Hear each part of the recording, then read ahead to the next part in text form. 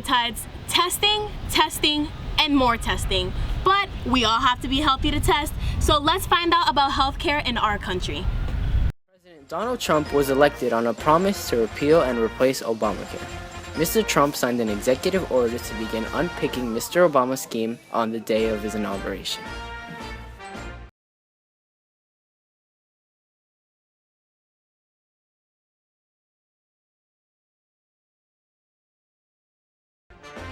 But what is the difference between Trump's plan and Obamacare? Well, first, refundable tax credits will be based on a person's age and income and will be introduced to help a person buy insurance. Next, Americans will no longer be forced to have insurance, and larger employees will no longer be forced to insure their workers. Moreover, Obamacare included fines for individuals who did not have insurance and forced large companies to provide cover. However, under Trumpcare, fines will be removed. Furthermore, insurance companies will have more freedom to set their own prices. And finally, Planned Parenthood, which receives federal funding to provide women's health care such as abortions, contraceptives, and cancer screenings, will have its funding cut. What remains the same, you ask? Well, people with previously diagnosed medical conditions cannot be denied insurance coverage, and that will not change. Additionally, all insurance companies must offer 10 essential health benefits, including maternity care and preventative services. So, which do you think would benefit the society more? We must all have a healthcare system. Did you know that Beach High has its own stage crew? Let's find out more. I didn't start stage crew. Mr. Burris did years ago, and this was in the old school, and he felt it was necessary to have somebody in charge of the auditorium for whatever purpose, whether it was stage related, performance related, just to take care of the auditorium, because other than that it's custodians and zone mechanic. He felt that kids or students needed to be in charge of productions, with his guidance obviously, to make sure that performances run smoothly and were taken care of.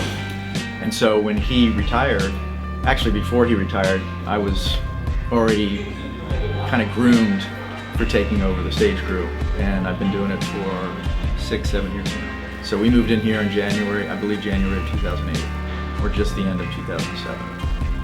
Yeah. So at that point, we needed a stage crew, and Mr. Burris said, hey, let's do what we did in the old auditorium, and we did it for this one. And so far, I took over and did it.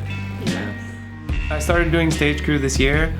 The main reason I got into it was because of my friends. Like, they wanted me to join stage crew, and not only that, because like it's also good for production wise, because I do film, so it actually helps a lot with that. So those are like the two reasons why I joined.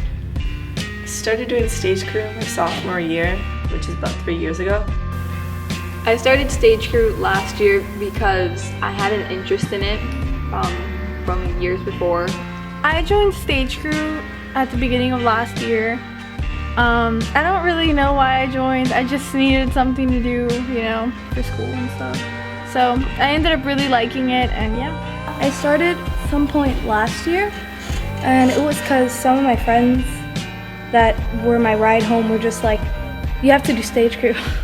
So far, I've only done lights thanks to Annabelle, so shout out. I prefer working on the soundboard than anything else. Usually, well, not usually, but when I first started out, I would do sound with Emily, and I don't know, I like using soundboard. My preferred role would be soundboard operator, which is this sexy boy. Lights and stage managing. How much freedom do I give students to complete a performance? Now, is this regarding the stage crew? Well, I give them a lot of freedom, but within parameters. And that's a tough question, because there's certain things that we have to do to provide an adequate performance for whoever we're doing the show for, or helping, assisting. So we got to make sure that all those bases are covered. And whatever freedom is needed, I mean, as far as, getting on the state vertical lift and putting gels into lights, or changing lamps that have to be changed, we got to do that. We don't want to call outside people to have that done. So we do a lot of stuff that probably colleges aren't even doing. That's a great way to learn a career.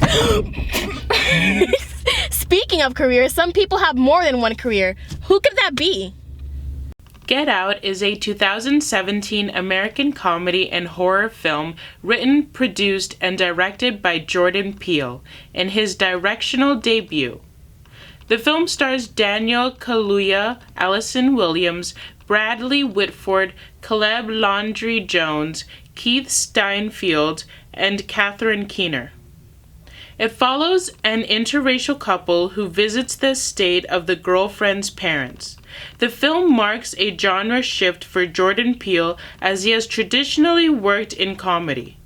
The film, on Rotten Tomatoes, has an approval rating of a whopping 99% with an average rating of 8.301 out of 10.